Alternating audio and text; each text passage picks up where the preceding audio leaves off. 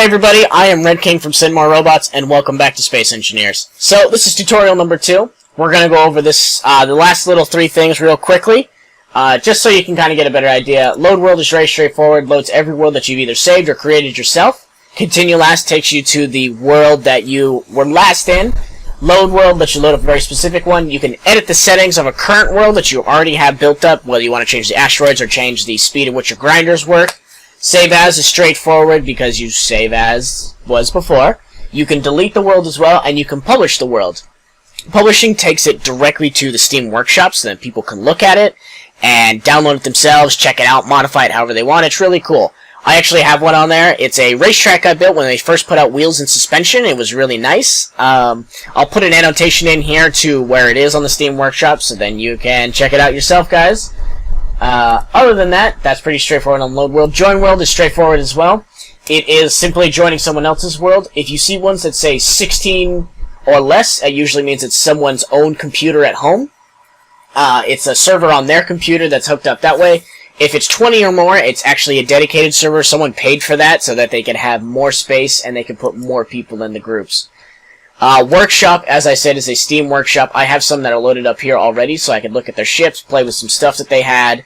You can also browse the workshop. When you browse the workshop, you can see all the ships they have, anything new they have going on. It's all really cool. You can see who's built what. It's really sweet. But to load up a workshop game, once you have basically downloaded it, simply click it, copy and load. It will take you into the actual world they created for that specific ship that they've made. Options is straightforward. It gives you game, video, audio controls. You can change anything in the game, whether it's building mode, control hands, rotation hands. I use rotation hands and crosshairs. Take off the bubble head, compress saved games, show player names. You can change the video, which will change whatever. If you have multiple adapters, the video mode in which it's in. You can change this however you want. You can change it to full screen window mode, or full screen. Vertical sync. This one, just kind of updates it for like the refresh rate of the monitor. Hardware cursor, you can kind of see frame rate and whatnot. Render, field of view. Audio changes the sound and the music. And controls allows you this one's very general because it lets you adjust everything. So navigation tools, systems 1, 2, and spectator. I just leave them as is. Other than that, help, you don't really need that because you got me today on these tutorials. Credits tells you who made the game and exit to Windows. That's very straightforward. So let's get into a little bit more of the meat and potatoes of this. We're gonna first I'm gonna go over the controls with you guys on this one. Once we get the controls, then we'll move on to a little bit of the building stuff, but that'll probably where my episode ends, but we're going to move forward anyways. So, as you can see, this is a big, beautiful base. I built this just for these kind of tutorial videos.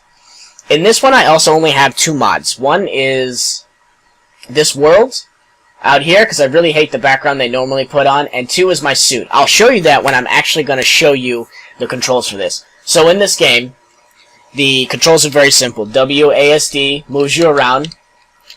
C is for crouch. And space is the jump.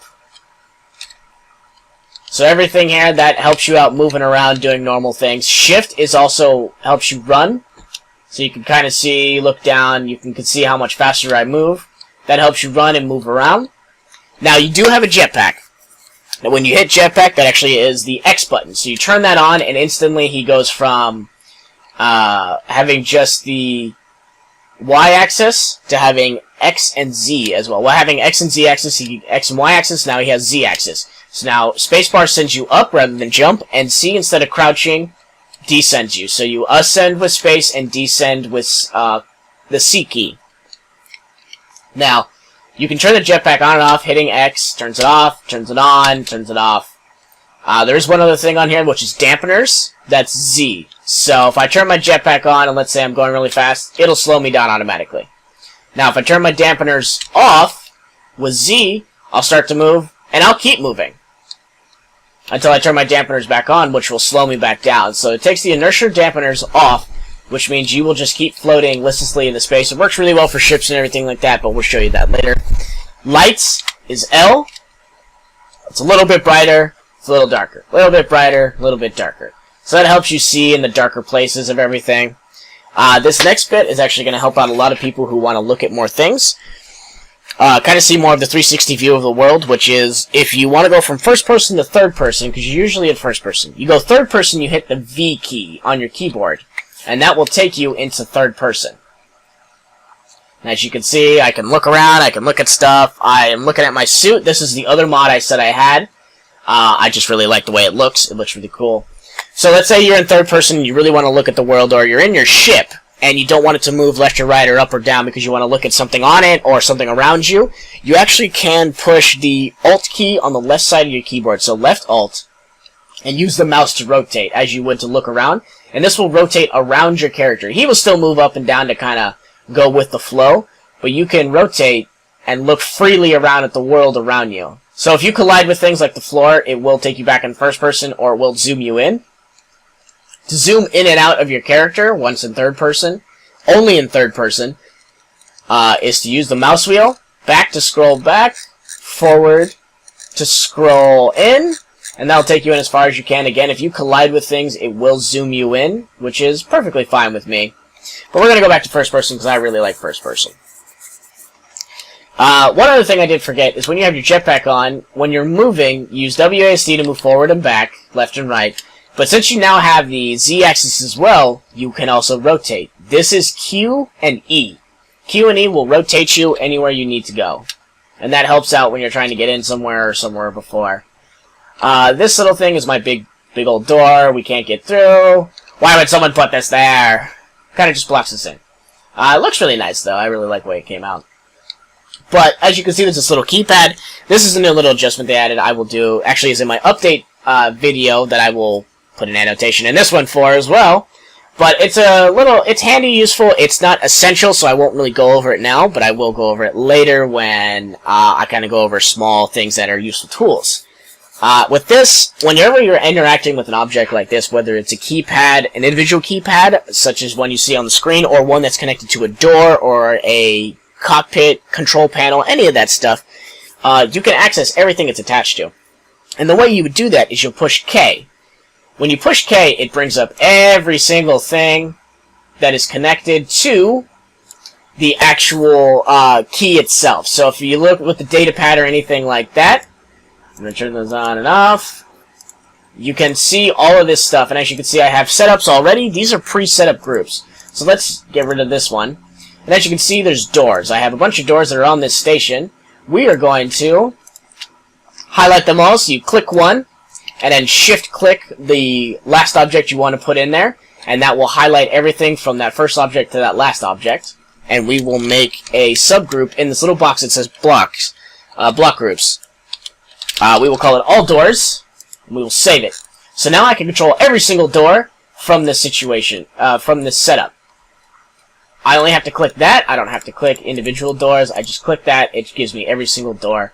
I can click individual pieces to manipulate them however I want. So I can change, so like these lights, I can change how powerful they are, whatever they are, anything like that. And that's how you access that through K, and go to Control Panel. Now, if you push K regularly, it takes you into this inventory, which is everything you're carrying. Control Panel, if you're not hooked up to a ship, it doesn't work. Production doesn't work if not hooked up to a ship. This only works if you're hooked up to a ship as well, or if you're building something. And factions. This is something I'll go over in its own video and everything like that, just because of how more complicated it is, and I really want to get you guys into more of the building and the setup of everything. And we'll get into the like super essential systems later. So now we're going to open these doors. So I have a pre-group set up for them. We're going to reverse that, and we're going to open these doors. I really love how they came out. They're super epic. They let ships through, too, so if I ever wanted to use this as like a ship hangar, I could. It'd be really awesome. Alright, so as you can see, this is my big showroom that I've built up in here. I really like the way it's set up. So first, I'm going to go over blocks. So these blocks right here, these are all the essential blocks you will use to build a ship. From the ground up, this is what you're going to use. And we have light blocks, which are these, and they're like lighter color texture, and we have heavy blocks, which is heavy armor, which is, of course, heavier and has a different texture. Now, these are heavier, as it dictates in the name, so it does require more power to move a ship forward, back, left, and right. This does, and up and down, my bad, up and down as well. These are light armor blocks. They are considerably less weight, so it does not take as much power to move forward, but they cannot take as much damage, nearly as much damage as the heavy blocks, and we will actually showcase that for you. So let's go on over here, and as you can see, I have this little range set up here. And you know what, we're going to build something to actually damage these. And so how you start building is you push the letter G, well, you push the G key on your keyboard. This will bring up every single item they have in the game, and we're just going to use the basic ones. We're going to use these blocks, we're going to start a new ship, and I'll go over what importance that has later. We're going to do that. We are going to build this. Give me a second.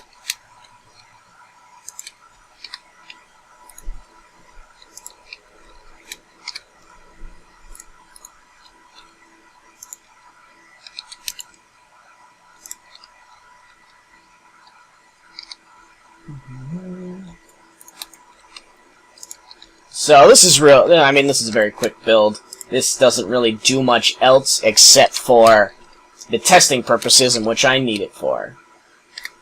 So we'll go back into the case situation. We're going to set up some things I have here. I'm going to turn that off.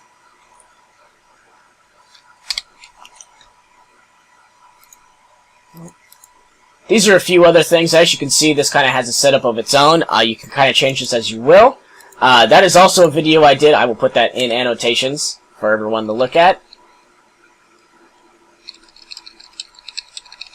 Okay, so my braking is now up. I can move this around pretty freely. I'm going to lock this in. So as you can see, this is a heavy wall, and that's a light wall. That's a light wall, and that's a heavy wall on the right. So first we're going to give the light wall a little bit of punishment.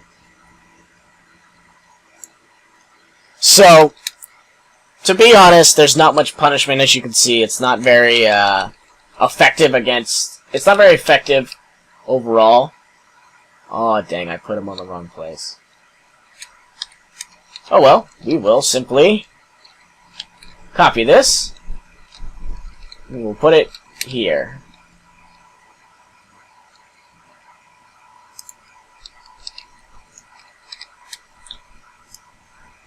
And we will launch into that as well. So copy-paste is a nice little function. It's the same as if you were using Word or anything like that. Control-C copies, Control-V pastes it, and Control-X deletes it. Now, as you can see, this did some considerable damage, but I would have to spend a lot of time to break that down. This did absolutely nothing. There's a little bitty dent, but nothing big. So now we're going to get over here, and there's a bit floating in the thing in there. I had never noticed that. Now we're going to use the rockets. Now the rockets are much more powerful. Destroyed it. Instantly. Completely warped it and everything like that. It's ridiculous. Now, we're going to use the rockets on this one. It did leave a hole, but it's not quite as powerful. I mean, as you can see on the left side, it completely destroyed it. Wrecked it. Gone. While on the heavy armor side, it did make a smaller hole, so it's not as much damage. I mean, that's 2 shots, and it still hasn't done another hole. There's no more damage there. These things are very powerful. Again, they are heavy, though. This is harder for ships to move, but it does give you a great defensive capability, and the lighter ones do give your ships more mobility, but are less resistant to damage. But I want to thank you guys for joining me on this episode. That's probably where we're going to end it. Next time, we will get into what makes a ship move, and kind of more weaponry like I have built here. But, as I said, guys, thank you for joining me on this one. I really hope you guys enjoyed these episodes. I really hope this is helping, too, because I love to teach people, I love to show people new things. But please, like this video if you really like what I'm going with this, doing tutorials and everything like that. Please leave me a comment. Tell me what you want to see, because I'm going to do a bunch of videos, but if you want to see something more in detail, or if you want to hear more of a better explanation for something, please, please, please, please leave a comment and let me know.